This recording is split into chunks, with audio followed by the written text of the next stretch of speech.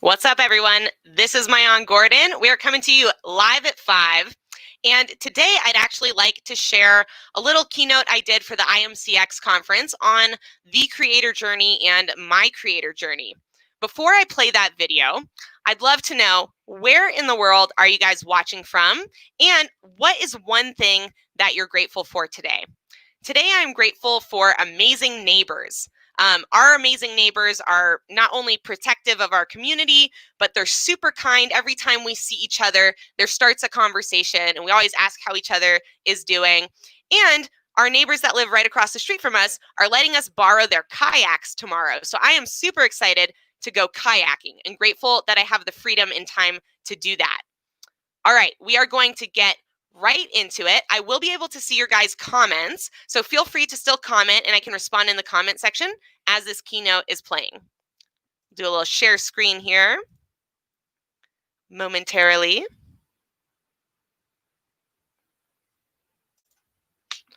All right, let's see. There we go.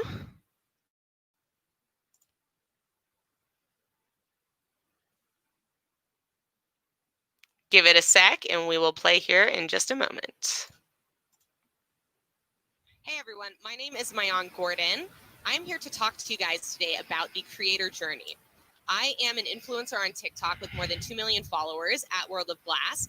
I also own my own glass blowing company. I own a social media consulting agency, and I just launched a new coaching community group called Champion Roundtable. Now, to take you to the origin of my creator journey, I think you have to go all the way back to when I was in school. Because before I ever realized I was a creator, I was creating. And for a lot of us, this is what happens. Until we put a label to the term creator, influencer, we don't realize that we are creating and influencing to a high degree. So my journey really began probably in high school when I did 4 years of ceramics and absolutely loved it. But because of the timing and the environment I grew up in, everyone told me that you couldn't be an artist and make money. And I wanted to have a relatively comfortable life. I didn't want to be a starving artist, as they say. So I never really considered pursuing that as a career. Then afterwards, I was in college and found out that I was really kind of miserable going to chemistry classes and pursuing the degree of chemistry just so that I could become a veterinarian, which had been my passion my entire life. So I dropped out of college and I started creating through copywriting. I actually fell in love with copywriting and the ability to influence people with words and finding out how powerful those words could really be. This transitioned and then led me into starting my very first business, where I actually created a product. This product was a smoking accessory called diffuser beads. And through that is where I really got led into content creation and probably the type of creator that you guys are thinking about when it comes to social media. This is what not forced me, but really pushed me onto Instagram. And I started creating content on Instagram with a high amount of success. At first, I was just posting pictures of the products themselves, but then I started to realize that I could create a lot more through storytelling. I started sharing some of my experiences through Instagram, both on the main feed and in the Instagram stories feature. And I got a ton of response and realized that I was starting to create community by creating content. I kind of fell in love with this because I've always really loved people. I've always grown up in strong communities, and the ability to create community through content just really stuck with me.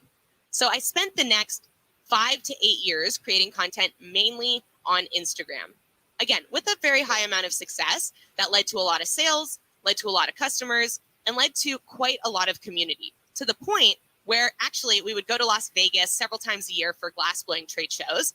And every time that we would go to Vegas or any of the other places that I've traveled to, I could post about it on Instagram and get a bunch of people who lived in that location that I was going to travel to hitting me up, offering me to stay at their place, offering to hang out with me, offering all sorts of things that I really wouldn't have gotten through just posting as a business without creating that content that really brought people together.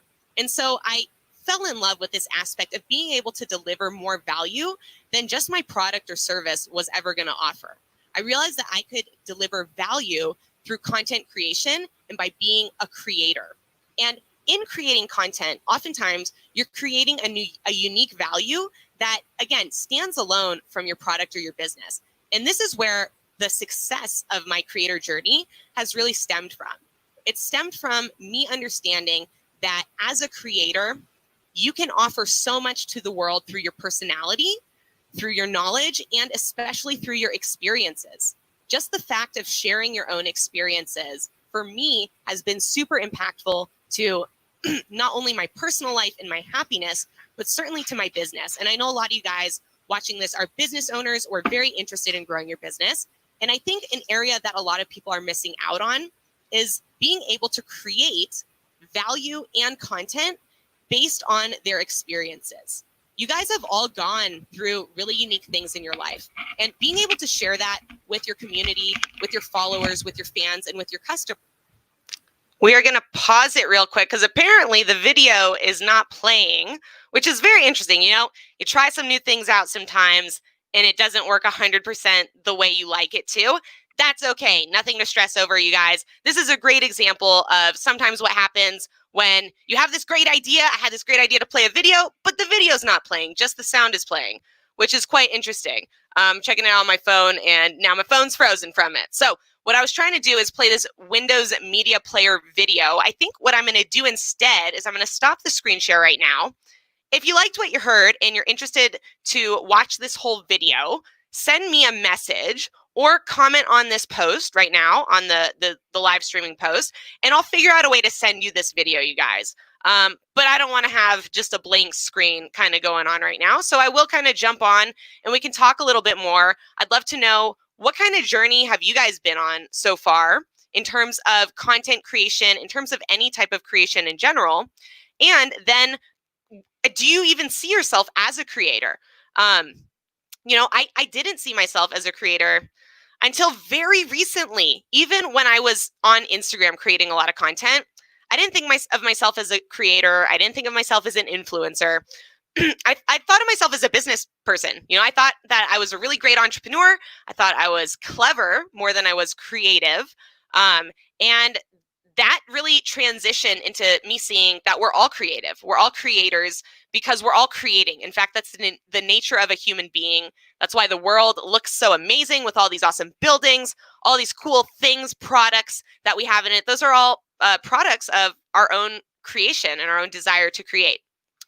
So yeah, absolutely. If you guys are interested to see that full keynote speech, I know you can either access it through IMCX, which you would hit up Ismail, or you would hit up me and I can send you the video. Happy to do that. Let's see, read a couple comments here. Yep, exactly. You know, sometimes you guys, the technical parts of things don't go right. I probably should have, here's the solution. I always try and look back and think, okay, is there a way I could have prevented this little incident from happening with the blank black screen? And yes, I could have tested out to see if the Windows Media Player was actually going to show when I was doing StreamYard before I hopped on live. Now, the reason I didn't is because I honestly don't have any problem failing or making mistakes in front of people. In fact, I actually think it's a really good thing to publicly make mistakes, because you're forced to look at those mistakes in a unique and different way and be really honest with yourself. And as long as you don't wallow in self-pity or wallow in any type of bad emotion, you can really get a lot of benefit out of making mistakes in front of people. One, because sometimes people will give you great advice. They'll be like, hey, I see that you failed so hard and I kind of like you. I don't want you to fail that hard again.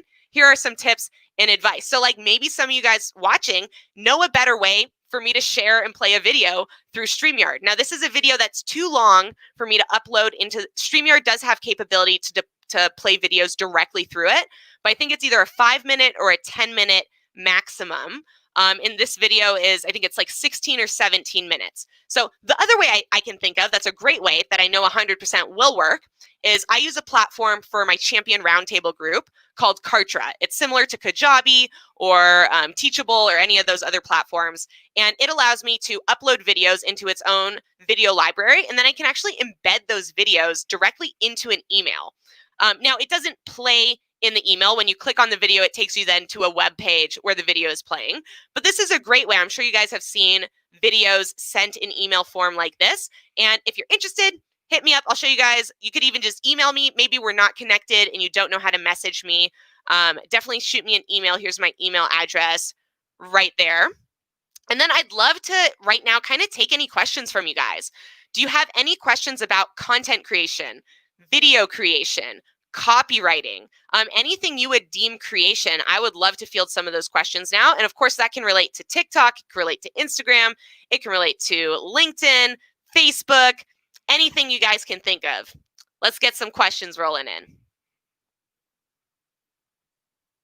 Awesome. Like LinkedIn user, it's not showing me your name in StreamYard. I think you got to either message me through LinkedIn or send me an email. Otherwise, I might not be able to.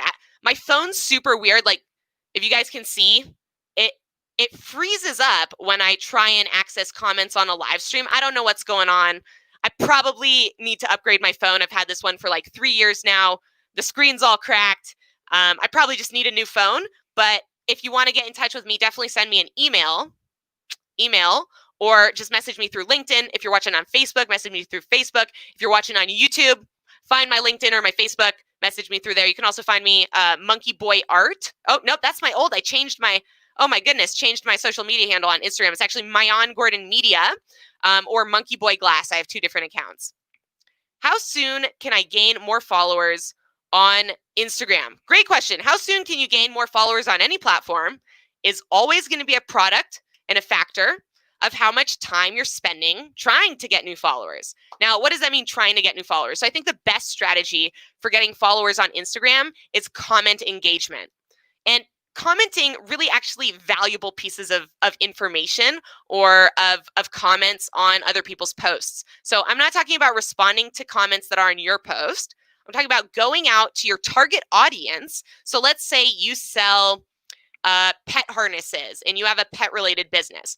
Going and finding people who have pets in their videos and in their pictures on Instagram, not a whole pet page, just a regular Joe Schmo or Susan Banana who has a dog. And maybe a 1/5 of her videos or a 1/10 of her videos have her dog in there.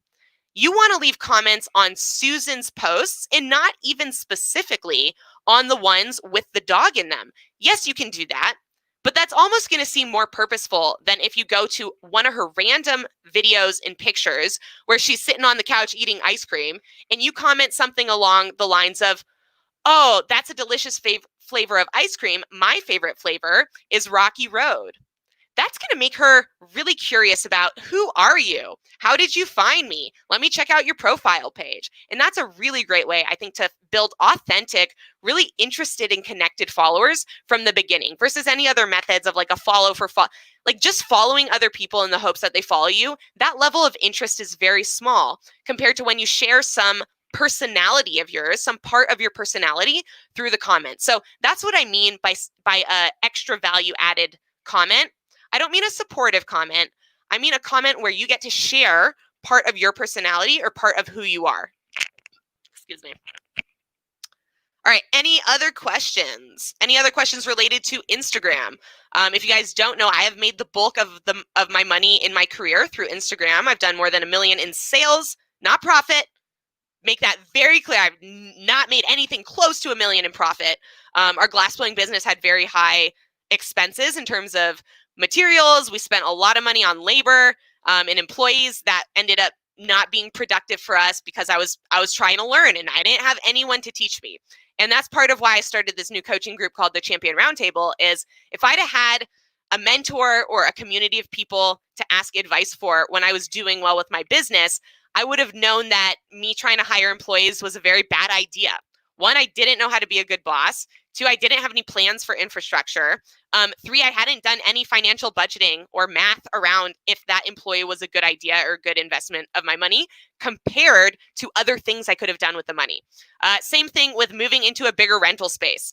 You guys, I tend to be labeled as a visionary, meaning I get ideas and I run with ideas more sometimes than I do math and numbers. And so having someone who could have helped me with the math and the number side would have been really, really nice. Saved me a lot of money, saved me so much stress and heartache, I would say. But, you know, what you don't have in your life, you can create in the world. And I really, really believe that. So, you know, I didn't have a lot of friends growing up, not just because I didn't have the skills to really build those deep connections the way I wanted a deep connection to form a friendship, not just a surface level similarity. I've never really been interested in becoming friends with people because we like the same thing.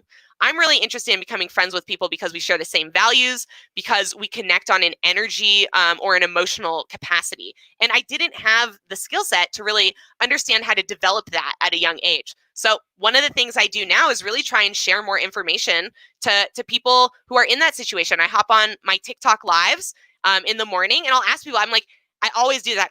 How's your guys' day going? Who's having a bad day? And I always get people who are like, I'm crying right now. I'm having a terrible day. I got to go, why is that? And they go, it's because people are being mean to me. I go, you know what? Here's some reasons probably why that's happening has nothing to do with you and everything to do with something they feel bad about. And you got to tune out that noise and focus in on some things that make you happy, because once you do that, you'll realize that you're awesome. And once you realize you're awesome, then it's a lot easier to make friends and kind of push off people who aren't going to be your friends in the first place, right? Let's see if we got some more questions. Adam says he has the most trouble in bringing together his disparate threads of creativity. I have a couple YouTube channels, an author page. Oh, this is such a good point that just came up in our last Champion Roundtable meeting. So this is very common. I would say, Adam, that you probably have not figured out your why. And when people say, what's your why? I mean, in a very concrete sense, what are the 10 things you want to accomplish in your life before you die? Now, map all of your actions and all of your creativity towards those goals. So if you're getting pulled in different directions, if you're getting pulled onto different platforms and you feel overwhelmed and you feel like none of it's really bringing you traction or giving you real significant value, it's probably because you don't understand and have clarity around why are you on YouTube? Like, what is even the purpose of you putting any energy and time into YouTube? And then if you go, well, because I want to have a passive monetized income through the content I'm creating. Well, there's a lot of different ways to do that. YouTube might not be the best option for you. And then also asking yourself, okay, why do you want that passive income? Again, towards an end of life goal. Like, what is the real reason? Are you here to just be comfortable, or are you here to accomplish something? And I think a lot of people are in the comfortability zone where they're like, life's been really hard for me, and I honestly would just like to be comfortable. Now, that's how you might feel emotionally right now, but I can almost promise you that's not how you feel internally in your soul about being a human being on this planet. If you were comfortable, and then here's a way to think about it. What if you were comfortable? If you were completely comfortable, like everything in your life was going great, then what would you do with your time? Then what would you want to accomplish with your life if you did have that level of comfort? Because those actions and those courses of action are really going to drive actually being able to achieve the level of comfort that you truly do want. And at the same time, you'll be able to reach your impact goals.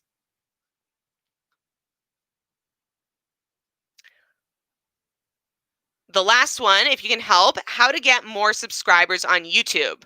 The true one. So again, at first I would ask you, why do you want to get more subscribers on YouTube? Like, why? What's the reason? And then you have to figure out and understand how YouTube works. So YouTube looks for very particular things. There is a very straightforward way to win at YouTube. So I would look up and do a ton of research and learn. I would spend 2 to 3 to 4 hours a day learning about YouTube, researching, trying to find other people who are successful who might be willing to help you, because that's how you're going to get. There's no like trick. There's no trick. There's no hack that you can use to get any significant amount of anything, you guys. Not something that's going to last. Sure, you want to do a follow for follow scheme. Like, cool, those people will never engage with your content. Nice. That's not what you're going for. So first ask yourself why, then it's educate yourself as to how to achieve that why. All right, guys, you're amazing. Again, if you're interested in seeing that keynote speech, please feel free to shoot me an email or reach out to me here on LinkedIn, Facebook, Instagram, wherever it may be. Search my name, Maayan Gordon. You shall find me online. And I hope you guys have an amazing night. I have some really, really exciting stuff coming for next week. I have an announcement that I'm excited to make, but waiting on the okay from TikTok to make the official announcement, but doing something big over there. So make sure you're following me at World of Glass, especially if you're interested in TikTok and want to see what an awesome content creator looks like. Little humble brag there, but I definitely am very proud of kind of the content I've evolved in the creation that I've been able to evolve through TikTok. Without TikTok, I would not be nearly as good as a content creator as I am today. I would not understand a lot of really what I understand in terms of how people interact with content, how people perceive different types of videos and connect with them emotionally. So if you want to get good at video like me, make sure you're hopping on TikTok, starting to create content and starting to analyze and learn from it. You guys all have an amazing night. Again, reach out to me for whatever needs you might have, and I appreciate every single one of you.